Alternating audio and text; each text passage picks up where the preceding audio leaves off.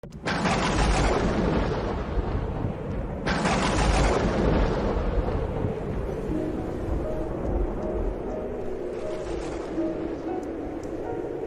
ce temps-là, en cours de route, un homme dit à Jésus, « Je te suivrai partout où tu iras. » Jésus lui déclara, « Les renards ont des terriers, les oiseaux du ciel ont des nids, mais le Fils de l'homme n'a pas d'endroit où reposer la tête. » Il dit à un autre, « Suis-moi. » L'homme répondit, « Seigneur, permets-moi d'aller d'abord enterrer mon père. » Mais Jésus répliqua, « Laisse les morts enterrer les morts.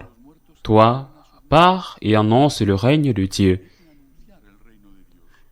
Un autre encore lui dit, « Je te suivrai, Seigneur, mais laisse-moi d'abord faire mes adieux aux gens de ma maison. » Jésus lui répondit, « Quiconque met la main à la charrue, puis regarde en arrière, n'est pas fait pour le royaume de Dieu. » Acclamons la parole de Dieu.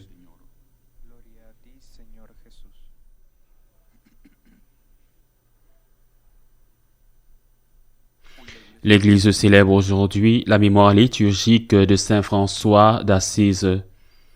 Pour nous, franciscains de Marie, c'est un jour extraordinaire, un grand jour.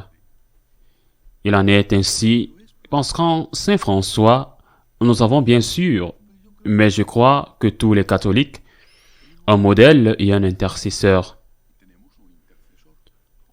On sait beaucoup de choses sur Saint François, et c'est peut-être pour cette raison, parce que sa vie a été à bien des égards frappante, voire romanesque. De nombreux films ont été réalisés sur lui. C'est peut-être pour cette raison que l'on peut dire que les arbres nous empêchent de voir la forêt. C'est-à-dire que l'on sait beaucoup de choses, mais l'œil peut rester sur le superficiel.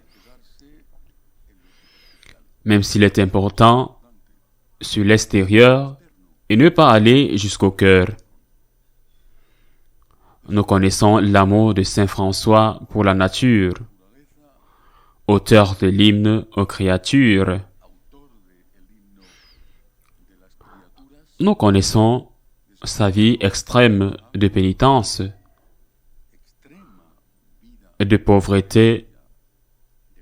Nous connaissons sa grande action évangélisatrice qu'il a toujours conduit d'une manière pauvre à pied jusqu'à Saint-Jacques de Compostelle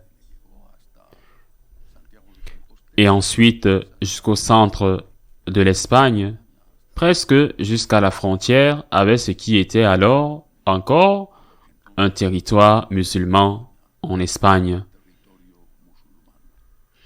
On sait que le Seigneur lui a donné le don,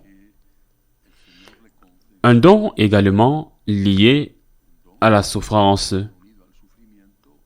aux blessures, aux stigmates, et on sait que sa santé a toujours été mauvaise depuis qu'il était très jeune, à l'âge de 18 ans, lorsqu'il a été fait prisonnier et emprisonné après une bataille, et que, dans ces circonstances de grande détérioration physique, il a su s'unir au Christ et au Christ crucifié. Cette phrase qui a précédé l'impression des stigmates sur son corps, prononcée dans cet ermitage parmi les rochers à Berne, au nord d'Assise. « Seigneur, je veux aimer comme toi et souffrir comme toi. » C'est l'une des plus importantes phrases jamais prononcées par un être humain et certainement par Saint François. Mais tout cela qui est extraordinaire cache peut-être ce qui est encore plus important, parce que c'est ce qui justifie tout. Son amour de la pauvreté, son désir d'évangéliser, les stigmates, ce qui donne un sens à tout. Et pour comprendre cela, je crois qu'il faut se tourner vers un autre saint. En l'occurrence, une sainte qui a toujours été son fidèle disciple, son fidèle compagnon, Sainte Claire d'Assise. Lorsque Sainte Claire, fille de noble, quitte sa maison et se rend en pleine nuit dans la vallée, depuis la ville d'Assise sur la colline pour se consacrer à Dieu, Saint François l'accueille, sachant qu'elle allait avoir des ennuis. Elle lui demande « Qu'es-tu venu chercher ?» Et elle répond « Je suis venu chercher Dieu. » C'est la phrase de Sainte Claire et c'est le cœur de toute la spiritualité franciscaine. Je suis venu chercher Dieu. Si, des siècles plus tard, on sait que la spiritualité de Sainte Thérèse de Jésus se reflète dans la phrase « Dieu seul suffit », on connaît peut-être au moins la phrase de Saint François qui répétait sans cesse « Mon Dieu est mon tout ». Tout était en Dieu et pour lui, Dieu était tout. Mon Dieu est mon tout. Pourquoi suivons-nous Saint François? Parce que son chemin nous conduit à Dieu. Parce que c'est toujours Dieu que nous suivons. Saint François était plein de Dieu et dans son cœur, il n'y avait rien d'autre que de suivre Dieu.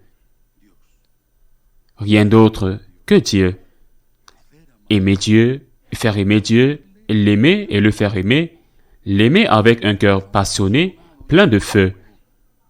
Le cœur qu'il avait, qu'il était conscient d'être un homme fragile, faible, mais pas seulement physiquement, un homme soumis aux tentations des hommes qui se jetaient pour les vaincre, même dans la neige, au milieu de l'hiver, ou dans les rosiers avec les épines. Un homme qui ne se sentait pas plus grand que les autres ou meilleur que les autres. Mais, justement, parce qu'il savait qui il était, le Seigneur pouvait lui faire entièrement confiance au point d'imprimer son signe, les blessures, les stigmates sur son corps, ce pauvre corps, fragile, blessé, malade. Mon Dieu est mon tout. Une fois, on m'a demandé, il y a de nombreuses années, j'étais jeune, déjà prêtre, mais très jeune, je n'avais peut-être pas encore été ordonné. J'étais dans les parages, un supérieur m'a demandé si je voulais suivre Saint François. Et je lui ai répondu, peut-être un peu présomptueusement, bien que je l'ai expliqué plus tard, j'ai dit non. Il était surpris. J'ai dit non, je veux suivre Dieu, parce que Saint François a suivi Dieu. Je veux suivre Dieu comme Saint François l'a suivi. Faisons cela. Que nos cœurs soient remplis du feu de l'amour pour Dieu. Qu'il n'y ait rien de plus important que de l'aimer et de le faire aimer, que le zèle de sa maison nous dévore, que l'amour de Dieu nous consume, l'amour de Dieu en nous et en tous les hommes. Et c'est cela la vraie, l'authentique suite de Saint François, parce que tout le reste, c'est-à-dire tout ce que Saint François a fait d'extraordinaire, d'héroïque, de surprenant, de frappant, tout cela a été la pure conséquence du feu de l'amour de Dieu qui brûlait dans son cœur.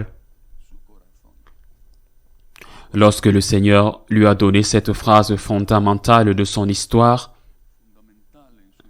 dans l'ermitage de Saint-Damien, « Construis ma maison », qui, comme tu le vois, menace ruine. C'est parce qu'auparavant, Saint François lui avait demandé « Seigneur, que veux-tu que je fasse ?» Ma vie, c'est toi, Seigneur. Je suis un pot d'argile. Mais ce pot d'argile est à ton service, Seigneur. Que veux-tu que je fasse? Ainsi soit-il.